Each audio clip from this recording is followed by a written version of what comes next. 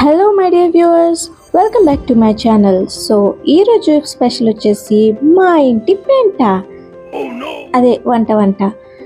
So ఈరోజు early మార్నింగే మేమంతా లేచి వైజాగ్ షిప్పింగ్ యార్డ్కి అయితే వెళ్ళి ఫ్రెష్ ప్రాన్స్ అయితే తెచ్చామన్నమాట. అదేనండి రొయ్యలు, మీకు పిక్ కూడా చూపిస్తున్నాను. I hope you all know that. So ఈరోజు దాన్ని కర్రీ చేసేసి మీతో పాటు షేర్ చేసుకుందామని ఈ వీడియోని తీశాను. సో ప్రాన్స్ కర్రీని ఎలా చేసుకుందామో చూద్దాం. కర్రీ కోసం ఉల్లిపాయలు, పచ్చిమిర్చి, టమాటా, అల్లం, వెల్లుల్లి, జీలకర్ర తీసుకున్నాను అనమాట. సో ఇవి చూసారా ప్రాన్స్ ఎంత ఫ్రెష్గా ఉన్నాయో. ఎర్లీ మార్నింగ్ వెళ్ళి తెచ్చాం కదా, చాలా ఫ్రెష్గా కనిపించాయి మాకు అక్కడ.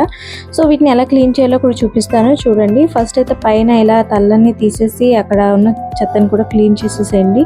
అండ్ అలాగే ఆ చుట్టుపక్కల ఉన్న షెల్ కూడా ఈజీగానే వచ్చేస్తుంది మీకు.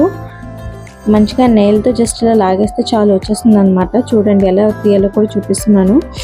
ఇలా మొత్తం పీల్ ఆఫ్ చేసేసి ఆ టైల్ దగ్గర కూడా, అదే తోక దగ్గర కూడా కొంచెం నీట్గా క్లీన్ చేసేసుకోవాలి. మొత్తం అంతా షెల్ తీసేసి అలా అన్ని షెల్స్ కూడా తీసేసి చక్కగా వాటర్తో అయితే వాష్ చేసుకోవాలన్నమాట. చూసారు అంత క్లీన్ అయిపోయింది. ఇప్పుడు క్లీన్ చేసుకున్న తర్వాత ఇక్కడ కట్ చేసేసుకొని ఇక్కడ మధ్యలో చిన్నగా నల్ల తాడులా ఉంటుందన్నమాట, అది కూడా తీసేసుకోవాలి. అందులో కొంచెం ఇసుక కూడా ఉంటుంది కదా. సో మంచిగా 2-3 టైమ్స్ క్లీన్ చేసుకొని, ఇవి కొంచెం పెద్దగా ఉన్నాయి కాబట్టి నేను కొంచెం చిన్న షేప్స్ కింద కట్ చేసుకున్నాను. ఒక్కోదాన్ని 2-3 పీసెస్లా కట్ చేసుకున్నాను అనమాట. చూడండి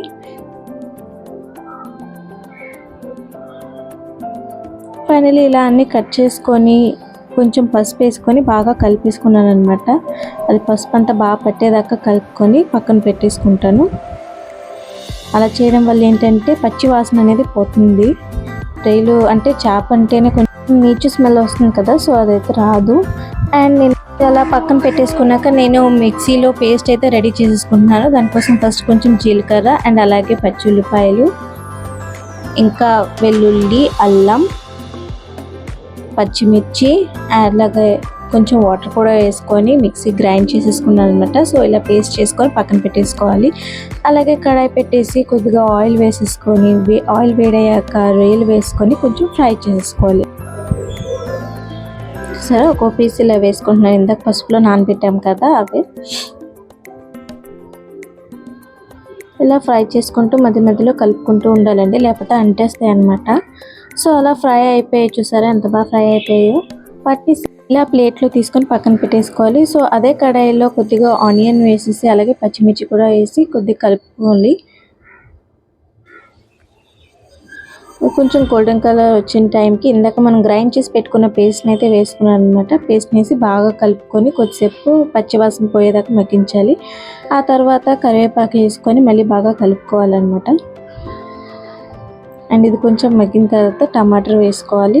టమాటాతో పాటే కొంచెం కారం కూడా వేసుకోండి.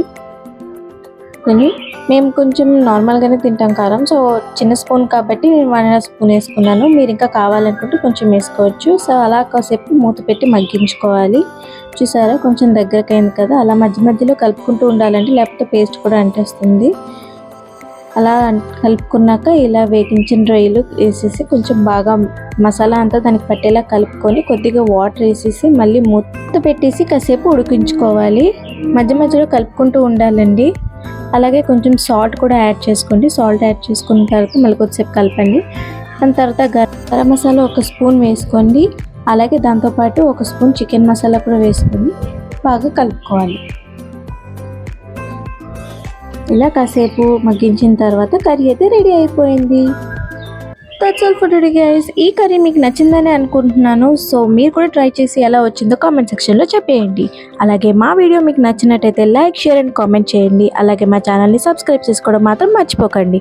పక్కనే ఉన్న బెల్ ఐకాన్ నొక్కినట్టయితే మా ఛానల్ నుండి వచ్చే ఏ వీడియోని కూడా మీరు మిస్ అవ్వకుండా చూడగలుగుతారు. Thank you for watching. Bye.